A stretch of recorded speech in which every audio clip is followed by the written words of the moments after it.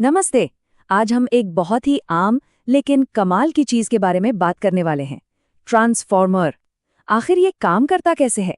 चलिए आज इसका राज खोलते हैं। तो सबसे बड़ा सवाल ये है, सोचिए बिजली एक जगह से दूसरी जगह जा रही है, वो भी बिना किसी तार के छुए। एक ट्रांसफॉर्मर ये कैसे कर लेता है? यही वो जादू है जिसे आज हम समझने वाले हैं। और हाँ, ये सिर्फ थ्योरी की बात नहीं है। जो लोग इलेक्ट्रिकल फील्ड में हैं या इंटरव्यू की तैयारी कर रहे हैं, उनके लिए तो ये सवाल एकदम बहुत ही जरूरी है। अक्सर यही पूछकर नॉलेज टेस्ट की जाती है।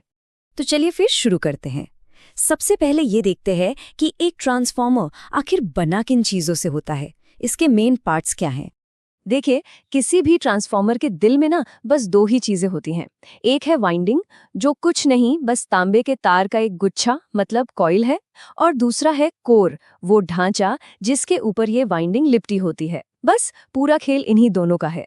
ठीक है, तो ट्रांसफॉर्मर के काम करने का जो पहला राज है वो छुपा है एक बदलती हुई मैग्नेटिक फील्ड के सिद्धांत में। चलिए इसे समझते हैं। ये सब शुरू होता है ऑल्टरनेटिंग करंट यानी कि एसी से। अब एसी ये एक ऐसी बिजली है जो एक जगह टिकती नहीं है। ये लगातार अपनी दिशा बदलती रहती है। इसका वोल्टेज पॉजिटिव से नेगेटिव, फिर नेगेटिव से वापस पॉजिटिव, एक लहर की तरह चलता रहता है। अब सोचिए, जब ये ऊपर नीचे होता हुआ एसी करंट वाइंडिंग से गुजरता है तो क्या होता है? एक कमाल की चीज होती है। जैसे ही वोल्टेज बढ़ता है, मैग्नेटिक फील्ड भी ताकतवर हो जाती है। वोल्टेज 0 होता है तो फील्ड भी गायब, और जब वोल्टेज नेगेटिव में जाता है तो फील्ड भी पलटकर दूसरी दिशा में बन जाती है। हमें एक लगातार बदलती हुई मैग्नेटिक फील्ड मिल जाती है। तो मैग्नेटिक फील्ड तो बन गई और वो भी बदलती हुई। अब आते हैं दूसरे सिद्धांत पर, म्यूचुअल इंडक्शन पर। ये हमें बताता है कि कैसे यही मैग्नेटिक फील्ड अब बिजली बनाएगी। ये पूरा कॉन्सेप्ट फैराडे के एक नियम पर टिका है।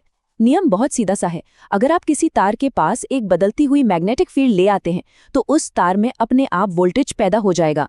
इसी को ईएमएफ या इलेक्ट्रोमोटिव फोर्स भी कहते हैं।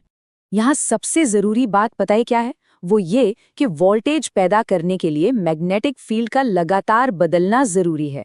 अगर फील्ड एक जगह रुकी हुई है तो कुछ नहीं होगा, और इसीलिए एसी करंट इतना जरूरी है, क्योंकि वही हमें ये बदलती हुई फील्ड देता है। तो अब चलिए इन दोनों बातों को एक साथ जोड़कर पूरी कहानी देखते हैं।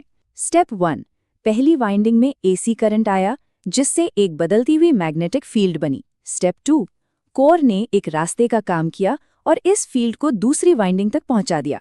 और स्टेप 3, जैसे ही ये बदलती हुई फील्ड दूसरी वाइंडिंग से टकराई, बूम, फैराडे के नियम के हिसाब से उसमें वोल्टेज पैदा हो गया। तो देखा, जैसा कि कहा गया है, बिना वायर को टच किए हुए यहाँ पे वोल्टेज प्रोड्यूस हो गया। यही तो है वो जादू जिसकी हम शुरू से बात कर रहे थे। बिना किसी फिजिकल कांटेक्ट के बिजली ट्रांसफर हो गई। इस पूरी प्रोसेस का जो टेक्निकल नाम है वो है म्यूचुअल इंडक्शन। और सच कहें तो यही ट्रांसफॉर्मर की आत्मा है। एक कॉइल का बदलता हुआ करंट पास रखी दूसरी कॉइल में वोल्टेज पैदा कर दे। बस यही है म्यूचुअल इंडक्शन। तो अब हम ये तो समझ गए कि ट्रांसफॉर्मर काम कैसे करता है। अब सवाल ये है कि अपने सबसे मशहूर काम यानी वोल्टेज को कम या ज्यादा करने का काम कैसे करता है। देखिए, मोटे तौर पर ट्रांसफॉर्मर दो तरह के होते हैं। एक होता है स्टेप डाउन, जो वोल्टेज को घटा देता है। जैसे मान लीजिए 100 वोल्ट आया और उसने 50 वोल्ट बना दिया। और दूसरा होता है स्टेप अप, जो वोल्टेज को बढ़ा देता है, 50 वोल्ट को 100 वोल्ट बना दिया। तो ये होता कैसे है?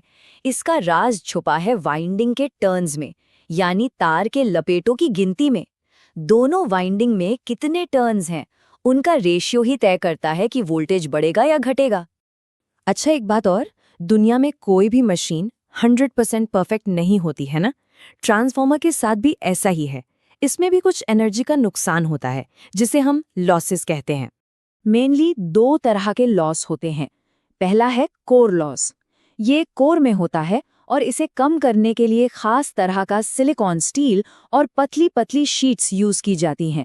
और दूसरा है कॉपर लॉस, जो वाइंडिंग के तार में ही उसके खुद के रेजिस्टेंस की वजह से होता है। तो आखिर में चलिए एक सवाल पर सोचते हैं। ट्रांसफॉर्मर का असली हीरो कौन है? वाइंडिंग जो मैग्नेटिक फील्ड पैदा करती है, या फिर कोर जो उस फील्ड को रास्ता दिखाता है? शायद जवाब ये है कि ये दोनों ही हीरो हैं, ये एक टीम की तरह काम करते हैं और एक के बिना दूसरा बिल्कुल अधूरा है।